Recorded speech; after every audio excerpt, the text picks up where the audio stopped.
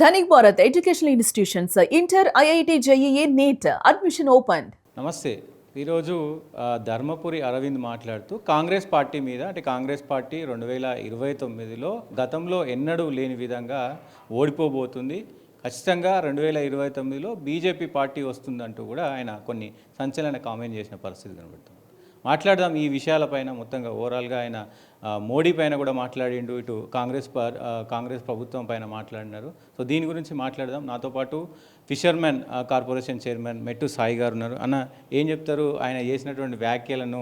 అంటే అతి ఘోరంగా గతంలో 1985లో ఓడిపోయింది, 1990లో ఓడిపోయింది, సో అంతకంటే ఘోరంగా ఇప్పుడు 2029లో ఓడిపోబోతుంది అంటున్నారు. ఏం చెప్తారు? జబర్దస్త్ సీరియల్ మీరు చూసిరా? అందులో ఇద్దరు మూడు కామెడియన్స్ ఉంటారు, కామెడియన్స్. వారికి సరిసమానంగా పనిచేస్తుంటాడు అరవింద్కి రాజకీయ అవగాహన లేదు.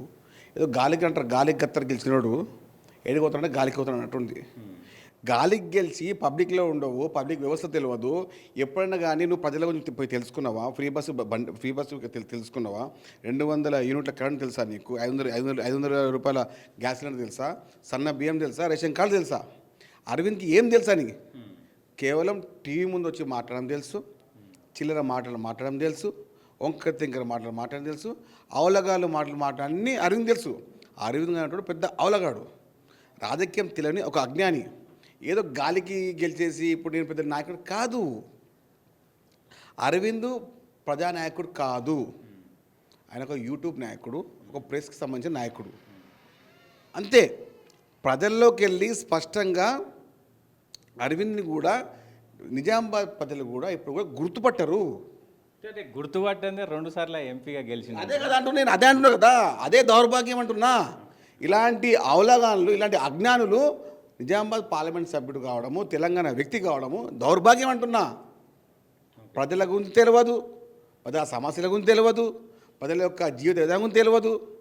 ఎప్పుడు వచ్చినా చిల్లర మాట మాట్లాడతాడు. ఇందూరు అంటాడు, నిజామాబాద్ అంటాడు, ఇందూరు అంటాడు, నిజామాబాద్. ఏది అది తెలుసు అసలు? రాజ్యాంగపరమైన ఒక పార్లమెంట్ సభ్యునిగా ఉండి ఒక మాట్లాడే విధంగా ఏ విధంగా ఉండాలి అసలు తెలుసా? అసలు ఎట్లా మాట్లాడాలి తెలుసా? ఎప్పుడు నువ్వు పార్లమెంట్లో మాట్లాడిండా? సో ఈరోజు కొన్ని కీలక కామెంట్ చేసారు రేవంత్ రెడ్డి మీద. రేవంత్ రెడ్డి అనేటోడు ఎప్పుడైనా బీజేపీలోకి రావచ్చు, ఇంకో పార్టీలోకి పోవచ్చు. సో కోమటిరెడ్డి వెంకటరెడ్డి అంటే నికారస్ అయిన కాంగ్రెస్ వాదిని ముఖ్యమంత్రి చేస్తే బాగుండేది. సో ఈయన ఎప్పుడు ఎటుపోతాడో తెలుసలేదు. మొన్న మోడీ అందుకనే పిలిచిండేమో, మరి మోడీతో ఏం సంబంధం ఉందో, మరి ఎప్పుడు పోతారో వీళ్ళే చూసుకోవాలి. ఇప్పుడు పార్టీని శ్రీధర్ బాబు కావచ్చు, ఇంకోరు ఎవరైతే సీనియర్ కాంగ్రెస్ నాయకులు వాళ్ళే చూసుకోవాలని కూడా కామెంట్ చేసింది. ఈయన ఏమన్నా నిజమైన బీజేపీ నాయకుడా? ఈయన ఏం నాయకుడు? ఈయన బీజేపీలో పుట్టినప్పుడు పెట్టిండా? ఈయన కాంగ్రెస్ నాయకుడు కదా, బీజేపీలో ఎంపీ కాలే అంటే. ఇప్పుడు ఆయన టీడీపీ ఉంటే కాంగ్రెస్ వచ్చిండు, కాంగ్రెస్ పీసీ అధ్యక్షుడు చేసిండు, కాంగ్రెస్ ఎంపీగా గెలిచిండు, మళ్ళీ కాంగ్రెస్ ఎమ్మెల్యేగా ఒకసారి పోటీ చేసిండు, మళ్ళీ కాంగ్రెస్ ఎమ్మెల్యే మళ్ళీ గెలిచిండు, కాంగ్రెస్ పార్టీ ముఖ్యమంత్రి అయ్యిండు. అక్కలు ఉన్నాదరా అవలే? అక్కలు లేని మాటలు ఇవన్నీ. నిజామాబాద్ ఏమంటున్నాను, ధర్మపురి అరవింద్ తలపైన వెంట్రుకలు ముడవడం ఎంత అబద్ధమో బీజేపీ కూడా తెలంగాణ రాష్ట్రంలో ఉండడం అంతే అబద్ధం. ఇంకా దీనికన్నా పెద్ద వ్యవస్థ లేదు. అరవింద్ లాంటి అజ్ఞానులు, అరవింద్ లాంటి అవలే మాటలు తెలంగాణ ప్రజలు అసలు నమ్మరు. ఇది మేధావి వర్గం, తెలంగాణ ప్రజానికం మేధావి వర్గం. అప్పుడు ఇప్పుడు ఎప్పుడు సాయుధ పోరాట బలగాల ద్వారా తెచ్చుకో తెలంగాణ. ఇది ఏదో మన చిల్లర మాటలు మాట్లాడేసి ఏదో వ్యవహారం మాట్లాడితే కానీ కాదు. నిజమైన నికాసైన కాంగ్రెస్ పార్టీ కార్యకర్తగా, కాంగ్రెస్ పార్టీ ముఖ్యమంత్రిగా పనిచేసేటువంటి యనుమల రేవంత్ రెడ్డి గారు చెప్పడం జరిగింది, 10 సంవత్సరాలు కాంగ్రెస్ పార్టీ తెలంగాణ అధికారంలో ఉంటుంది, ముఖ్యమంత్రిగా నేనే ఉంటానని చెప్పి. అంత దమ్మున చెప్పడం చెత్త ఉందా? రేపు బీజేపీ పార్టీలో అరవిందే ఉండంటున్నాను నేను. బీజేపీ పార్టీలో అరవింద్ ఉన్నాడు. అరవింద్ ఎప్పుడన్నా కాంగ్రెస్కి రావాల్సి తప్పదు. అరవింద్ కాంగ్రెస్కి రాక తప్పదు. అరవింద్ లాంటి అజ్ఞాని కొంతమంది మాటలు చెప్తున్నా మీకు. రాజకీయం తెలియని కొంతమంది రాజకీయ నాయకులు ఎంపీలు కావడము, కొంతమంది కేంద్ర మంత్రులు కావడము, కొంతమంది రాష్ట్ర అధ్యక్షులు కావడము, అది తెలంగాణ ప్రజల దౌర్భాగ్యం, బీజేపీ కార్యకర్త దౌర్భాగ్యం. అది దాన్ని మనం చేస్తాము. అదే కాంగ్రెస్ పార్టీ గుర్తిస్తలేదు. కాంగ్రెస్ పార్టీ ఈయన 2034 వరకు ముఖ్యమంత్రిగా ఉండి కేంద్ర ప్రభుత్వం అంటే కేంద్రంలోకి వెళ్ళి ఆ తర్వాత 2039 తర్వాత 35 ఆ టైంలో అక్కడ ముఖ్యమంత్రి అయిపోయిన తర్వాత నేనే ప్రధానమంత్రి అయితా, ఇక్కడ తెలంగాణను మొత్తం కూడా దోషేసుకొని పోయి అక్కడ ప్రధానమంత్రి అవుతాడు, అలా బీజేపీలో చేరుతాడా ఇంకో పార్టీ కాదు. మరి మొత్తానికి రాహుల్ గాంధీని అయితే ఖచ్చితంగా పీఎం చేసే అవకాశం లేదు, ఈయననే పీఎం అయ్యే అవకాశం ఉంది. ఆ కోణంలో రాజకీయం చేస్తుండు. మీకు అర్థమైతేలే కాంగ్రెస్ పార్టీ వాళ్ళకి గతంలో సువేంద్ర అధికారి కూడా ఇదే విధంగా ఉండే. సో మరి ఆయన ఇప్పుడు ఎక్కడున్నాడు గుర్తు చేసుకోవాలని అంటుండగా. నేనేమంటున్నా, గతంలో మీరు మాట్లాడే ప్రతి మాట చెప్తున్నాను. 2029 వచ్చే పార్లమెంట్ ఎన్నికలు, అసెంబ్లీ ఎన్నికలు కలిసి వస్తాయని చెప్పిన ముఖ్యమంత్రి రేవంత్ రెడ్డి గారు 100% రాహుల్ గాంధీ గారి ప్రధానం చేయడం ఖాయం 29 తర్వాత. అదేవిధంగా ముఖ్యమంత్రిగా మళ్ళీ రెండోసారి రేవంత్ రెడ్డి గారు ప్రమాణ స్వీకరించడం ఖాయం. ఇంకేం ముచ్చట్లేదు. ఒక 2 రోజుల ముందు మన వేటి న్యూస్ సంబంధించిన ఇంకేం కొంచెం చెప్పింది కదా, మీ చోళ్ళ కారం పడ్డదా లేకపోతే మీ చూస్తే సీసం పడ్డదా? మర్చిపోయారు అప్పుడే. ఇంకా 48 గంటలకు గడక ముందే కదా మాట్లాడింది. బాజాప్తాగా చెప్తున్న మాట, ఓపెన్ మాట.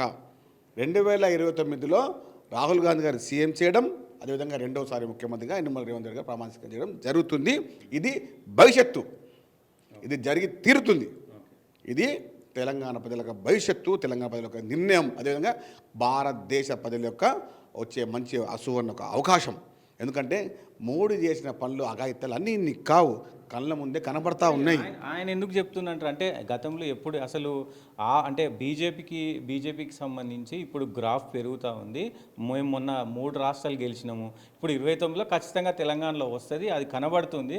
ఈ కాంగ్రెస్ పార్టీ మాత్రం ఎప్పుడు లేని విధంగా ఒక 10 సీట్లు కూడా వస్తాయో రావో డౌటే అని అంటున్నాడుగా. ఏ కాన్ఫిడెన్స్ అయ్యి ఉంటుంది? నేను ఓపెన్ మాట్లాడమంటారా, మొన్న బండి సంజయ్ యొక్క ఇష్యూ అయిందండి. బండి సంజయ్ ఇష్యూ అయితే ఫస్ట్ ఖుషి అయింది ఎవరు? ఇదే కిషన్ రెడ్డి, ఇదే అరవింద్ కదా. బాజాప్తాగా అరవింద్ సంబంధించినటువంటి బీజేపీ నాయకులే బండి సంజయ్ యొక్క క్లిప్స్ని షేర్ చేసింది వాళ్ళే కదా. ఇంకా మీరు మాట్లాడుతూ బీజేపీ గురించి.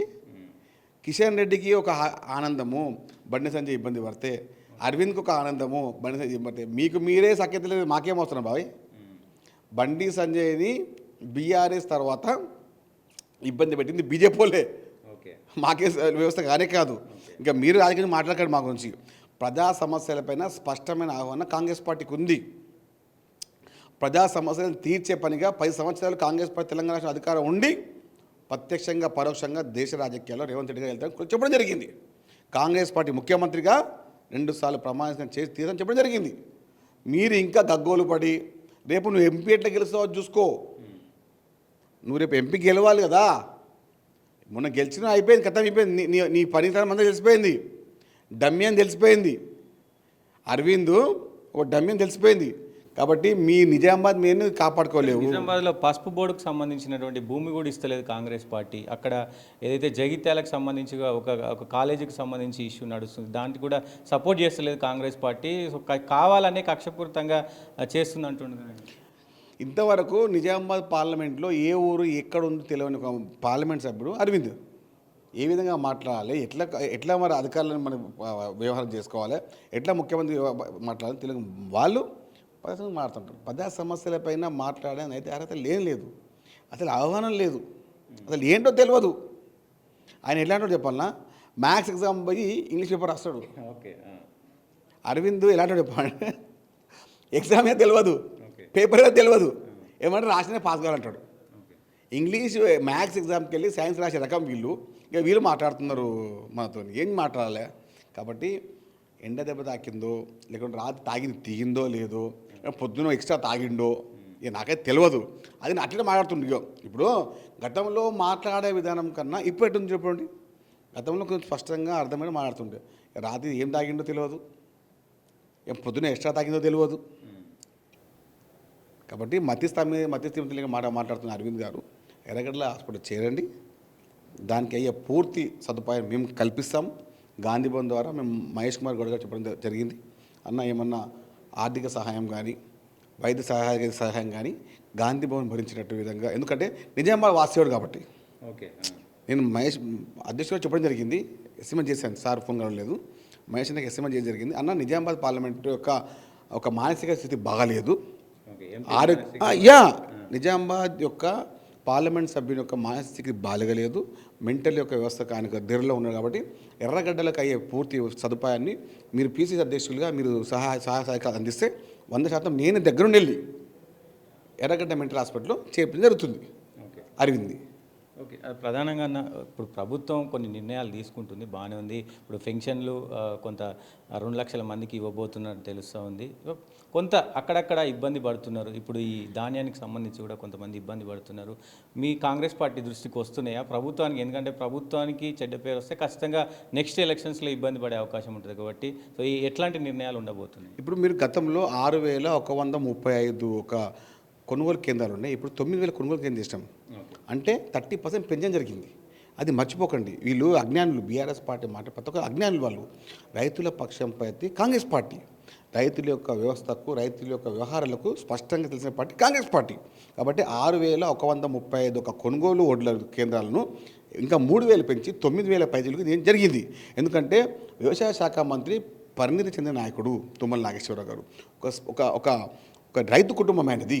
రైతుల పట్ల ఏ విధంగా వ్యవహారం ఉండాలి, రైతులు ఏ విధంగా ఏ సమయంలో ఏముంటారు తెచ్చిన పూర్తి ఆహ్వానం చెందిన 40 సంవత్సరాల రాజకీయ చరిత్ర కలిగిన ఒక నిస్వార్థపరుడు. జాప్యం ఎందుకు జరుగుతుంది? దాదాపు 4 రోజులు అవుతున్నట్టు కొంతమంది సోషల్ మీడియా వ్యాప్తంగా అవుతున్నాయి, కాళ్ళు పట్టుకుంటున్నారు అధికారులు, అక్కడక్కడ కనబడుతుంది. నేను ఏమంటున్నా, అలాంటి వ్యవహారాలు కొంచెం జరిగిన వ్యవహారంలో స్పష్టంగా అధికారులకు ముఖ్యమంత్రి రేవంత్ రెడ్డి ఆలోచన జరిగింది. ఎందుకంటే ఎక్కడ కూడా రైతులకు ఏ ఇసుమంత అయినా కూడా ఇబ్బంది కలగకూడదని చెప్పడం జరిగింది. దానికి ఎక్కడో ఒక చిన్న అయినా ఒక 1% అయిందొచ్చు, కానీ 99% పైగా రైతుల యొక్క కొనుగోలు ఓట్ల కేంద్రాన్ని స్పష్టంగా రైతులను తీసుకుని జరుగుతుంది. మేము కానీ ఎక్కడో ఒక రాజకీయం కోసం బీఆర్ఎస్ పార్టీ, రాజకీయం కోసం బీజేపీ పార్టీ మీరు రైతుల కోసం మాట్లాడడం తప్ప, రైతుల యొక్క జీవితం ఏదో మాట్లాడడం తప్ప మీరు రాజకీయం చేయకండి. ఇది రైతుల భవిష్యత్తు. తెలంగాణ అంటే అన్నపూర్ణ తెలంగాణ ముందుకెళ్ళాలి. కొన్ని లక్షల కోట్ల ఎకరాలని మనం సాగు చేస్తూ ఉన్నాం. వరి మనకి సప్లై చేస్తూ ఉన్నాం అందరికీ. అలాంటి ఒక వ్యవస్థని రైతాంగం తీసుకొచ్చింది. కాబట్టి మనం ఆదుకుందాం, కొనుగోలు కేంద్రాలను పెంచుదాం. అదేవిధంగా ప్రభుత్వం నిష్పక్షపాతంగా ముందుకెళ్తూ ఉంది. కానీ ఇప్పుడు కేబినెట్ విస్తరణ ఏమైనా ఉండబోతుందా? ఎందుకంటే చర్చ జరుగుతుంది మొత్తం కూడా అటు దాంతోపాటు కార్పొరేషన్కి సంబంధించినటువంటి వ్యవహారం. ఎందుకంటే కాంగ్రెస్ పార్టీలో కష్టపడ్డ వాళ్ళు చాలామంది ఉన్నారు, అందరూ ఆశావాహులు ఉన్నారు, అన్ని జిల్లాల నుంచి కూడా ఉన్నారు. కాబట్టి సో ఆల్రెడీ దాదాపు 3 years దగ్గరకు వస్తుంది, ఇంకా 2 సంవత్సరాలు ఉంది ఈ టర్ము. సో మరి ఎట్లాంటి నిర్ణయాలు తీసుకుంటుంది కీలకంగా? అంటే ఇప్పుడు ముఖ్యమంత్రి రేవంత్ రెడ్డి గారు, పిసిసి అధ్యక్షులు మహేష్ కుమార్ గారి యొక్క సారథ్యంలో కాంగ్రెస్ పార్టీ జెండా మోసిన ప్రతి కాంగ్రెస్ కార్యకర్తకు గతంలో మాకు కానివ్వండి, మరి రీసెంట్గా 10 days కింద చేయమని జరిగింది. అంటే ఎవరైతే కాంగ్రెస్ పార్టీకి నికాజుగా పనిచేస్తారో వారి అందరికీ పూర్తి విధంగా పదవి బాధ్యతలు పదవులు జరుగుతుంది. అది ఎవరైనా అయితే ఉపయోగం కాదు కాంగ్రెస్ పార్టీ జెండా మోసిన కార్యకర్తకు. అదేవిధంగా ఇంకా భవిష్యత్తులో చాలా పదవులు ఇచ్చే విధంగా మంత్రిగా ఉంటారు. అది మా పరిధి కాదు. కాబట్టి ముఖ్యమంత్రి రేవంత్ రెడ్డి గారు ఎవరికి ఎక్కడ ఇవ్వాలో పూర్తిగా ఆలోచించిన వ్యక్తి. కాబట్టి పీసీ అధ్యక్షులు గారు, ఇన్ఛార్జ్ గారు పెద్దగా చూసుకుంటారు. కాబట్టి వచ్చే కార్పొరేషన్ల ఎన్నికలు కానీ, జిల్లా పరిషత్ ఎన్నికలు కానివ్వండి, వివిధ సంబంధించిన మార్కెట్ చైర్మన్లు కానీ స్పష్టంగా కాంగ్రెస్ పార్టీ కోసం పనిచేసిన ప్రతి కాంగ్రెస్ పార్టీ కార్యకర్త ఇచ్చే విధంగా పక్కడబందీ ప్రణాళికతో ముందుకెళ్తా ఉన్నాం. ఎందుకంటే కాంగ్రెస్ పార్టీ కార్యకర్తలే కాంగ్రెస్ పార్టీకి పట్టుకొమ్మలు, వారి యొక్క స్థితిగతులు ఇచ్చే విధంగా. ఎవరో మాట్లాడుతుంటారు కాంగ్రెస్ మా సముద్రము పెద్దనా సతీష్ అన్న, ఈ సముద్రంలో చాలామంది ఎక్కడ కూడా చిన్న ఉంటాయి, కానీ ఆ యొక్క వ్యవహారం మన కళ్ళ ముందు కనపడినా కూడా రేపు భవిష్యత్తులో ఎట్లా కాంగ్రెస్ పార్టీకి మనం వ్యవహారం చేయాలా, కాంగ్రెస్ పార్టీ జెండా వచ్చిన నాయక కార్యకర్త ఏదైనా కాపాడుకోవాలా, కడుపులో పెట్టి చూసుకోవాలి ఉద్దేశంతో రేవంత్ రెడ్డి గారు, మహేష్ కుమార్ గారు ఇద్దరు పక్కడబందిగా ముందుకెళ్తా ఉన్నారు. అది చూసి ఓడలేక చిల్లర మాట్లాడే బీఆర్ఎస్ బీజేపీ గారు మేము పట్టించుకోము. అంటే బీఆర్ఎస్ బీజేపీ పార్టీలు కేవలం ఎలక్షన్ల వరకు, ఆ తర్వాత మాట్లాడిన తర్వాత పట్టించుకో. అరే ఇప్పుడు కేటీఆర్ మాట్లాడుతున్నారు, నేను చూస్తున్నాను. కేటీఆర్ గత 10 సంవత్సరాలు కార్యకర్తల్ని పట్టించడం పాపన పోలేదు. ఇప్పుడేమో స్టేట్ మీద నీతులు మాట్లాడుతూ ఉన్నాడు. కార్యకర్త ఇంటికి వస్తే ఎందుకు వచ్చిన అనే రకం వీళ్ళు ఇప్పుడేమో కార్యకర్తలను బలమంటున్నారు. గతంలో తెలంగాణ కుటుంబాలను అవమానపరిచారు. మీ కార్యకర్త బీఆర్ఎస్ ఓడిపోవాలని చెప్పింది ఫస్ట్ బీఆర్ఎస్ కార్యకర్తలే. ఇప్పుడు కూడా అహంకారంగా మాట్లాడుతున్న కేటీఆర్ని బీఆర్ఎస్ ఏ కార్యకర్త కూడా ఆయనని దరిదాపులో కూడా చూడరు. ఎందుకంటే అహంకారానికి ఐడి కార్డు కేటీఆర్. సో ప్రధానంగా ఇప్పుడు జిహెచ్ఎంసీ అంటే హైదరాబాద్లో కొంత కాంగ్రెస్ పార్టీ వెనుకబడి ఉన్నది అనేది స్పష్టంగా కనబడుతుంది. ఎందుకంటే 2023 ఎలక్షన్స్లో హైదరాబాద్ చుట్టూ మొత్తం కూడా ఔటర్ రింగ్ రోడ్ మొత్తం ఆ చుట్టుపక్కల కూడా ఎమ్మెల్యేలు అందరూ బీఆర్ఎస్ పార్టీకి సంబంధించిన వాళ్ళే ఉన్నారు. సో ఇప్పుడు జిహెచ్ఎంసీ ఎన్నికలు రాబోతున్నాయి ఇంకొక నెల, 2 నెలలు, 3 నెలలు. సో ఖచ్చితంగా రెడీగా ఉందా కాంగ్రెస్ పార్టీ? క్లీన్ స్వీప్ చేయబోతుందా ఏంటి? మీరు కాంగ్రెస్ పార్టీ గురించి మాట్లాడుతారు. బై ఎలక్షన్లో కంటోన్మెంట్ గెలిచినాము, బై ఎలక్షన్లో జూబ్లీస్ గెలిచినాము. అది చెప్పండి పెద్దనా. కంటోన్మెంట్ కూడా హైదరాబాదే కదా, జూబ్లీస్ కూడా హైదరాబాదే కదా, హైదరాబాద్ జంట నగరం కదా. అంటే ఇంకా కాంగ్రెస్ పార్టీ లేదు అని నేను అనుకుంటే నేనేం చెప్పలేను. ఇక కాంగ్రెస్ పార్టీ ఎప్పుడు కూడా స్పష్టంగా ప్రతి బూత్ స్థాయిలో కానీ, ప్రతి బస్తీ స్థాయిలో కానీ, ప్రతి గ్రామ స్థాయిలో కానీ, డివిజన్ స్థాయిలో, ప్రతి అపార్ట్మెంట్లో ఒక పూర్తి వ్యవహారంతో కాంగ్రెస్ పార్టీ ఉంది. కాంగ్రెస్ పార్టీ కార్యకర్తలే కాంగ్రెస్ పార్టీ బలం. మేము స్పష్టంగా జూబ్లీస్ ఎన్నికలు గెలిచాము, మేము స్పష్టంగా కంటోన్మెంట్ ఉప ఎన్నికలు గెలిచాము. అవి బీఆర్ఎస్ పార్టీ ఎన్నికలు గెలిచిన ఎమ్మెల్యే ఎన్నికలు మేము గెలిచినాము. ఇప్పుడు కూడా చుట్టుపక్కల ఉన్న అన్ని ఎమ్మెల్యేలు కూడా ప్రతి ఒక్క దగ్గర కూడా కాంగ్రెస్ పార్టీ స్పష్టమైన మెజారిటీతో రేపు జరగబోయే జిహెచ్ఎంసీ ఎన్నికల్లో క్లీన్ స్వీప్ చేయడం ఖాయం. రేవంత్ రెడ్డి గారి సారథ్యంలో, మహేష్ కుమార్ గారి సారథ్యంలో స్పష్టంగా కాంగ్రెస్ పార్టీ గెలిచి తీరుతుంది. కాంగ్రెస్ పార్టీ నాయకత్వంలో, ముఖ్యమంత్రి రేవంత్ రెడ్డి గారి నాయకత్వంలో జిహెచ్ఎంసీ కానివ్వండి, మల్కాజిగిరి కార్పొరేషన్ కానివ్వండి, అదేవిధంగా సేపడాబాద్ కార్పొరేషన్, ఈ 3కి 3 కాంగ్రెస్ పార్టీ గెలిచి తీరుతుంది.